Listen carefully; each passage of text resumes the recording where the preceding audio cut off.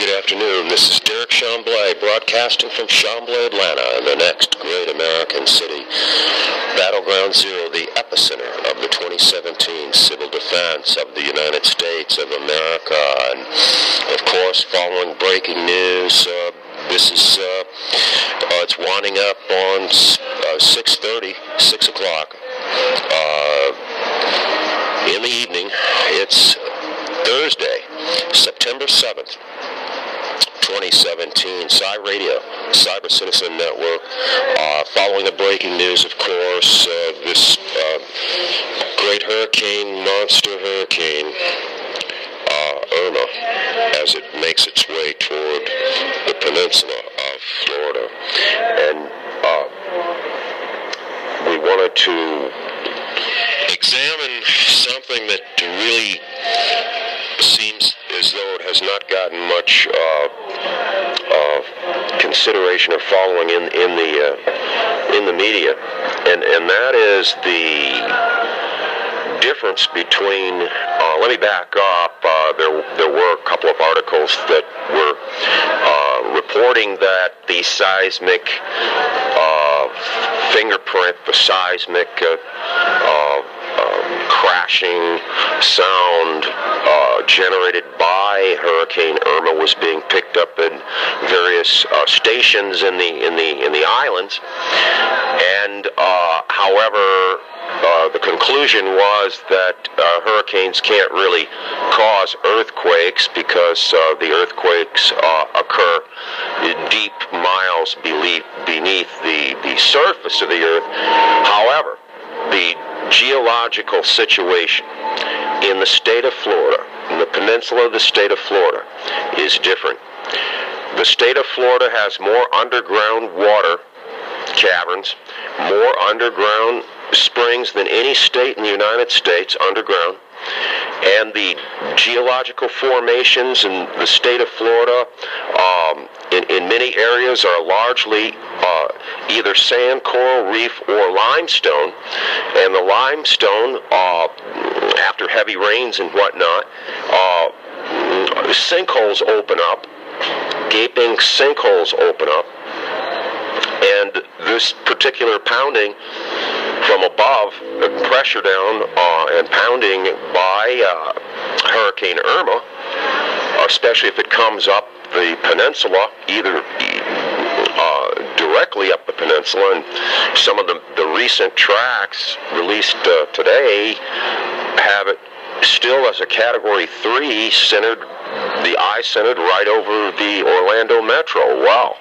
And that's after it comes straight up the tip of the peninsula and is right over Miami and makes a turn to hit Miami and go directly north, covering the whole peninsula.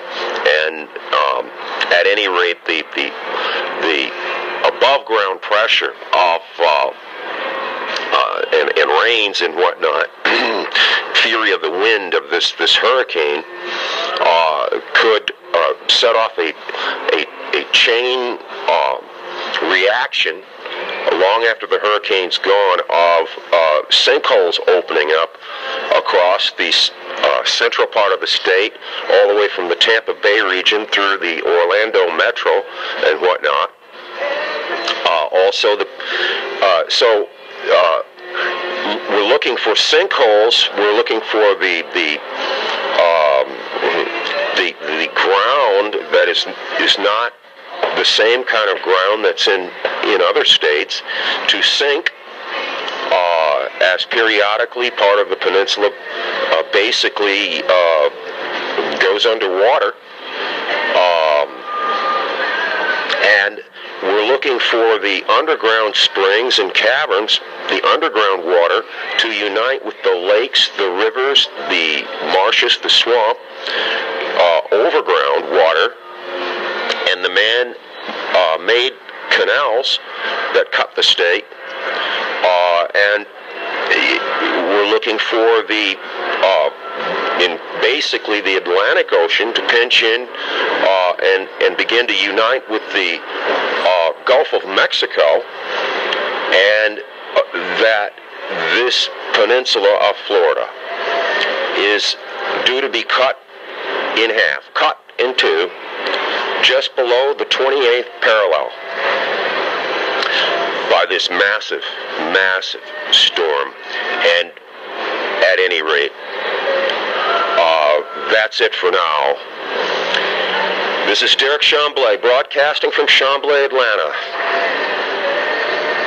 CYRADYO, CYBERCITIZEN Network, winding up on 6:30 in the evening, Thursday, September 7th, 2017. Thank you very much.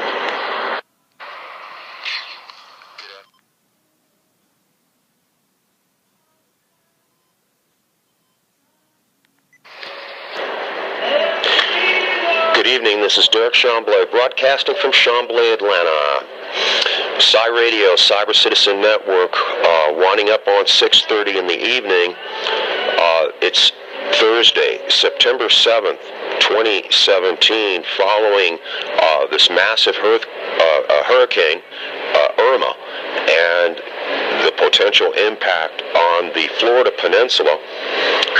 And we covered some things before about the need to evacuate to above the 28th parallel, and the chain reaction of underground caverns and water, underground springs and whatnot, rupturing, fissures rupturing, and uniting with the lakes, the rivers, the marshy swamp areas in central Florida across the state there, all the way down to really Lake Okeechobee.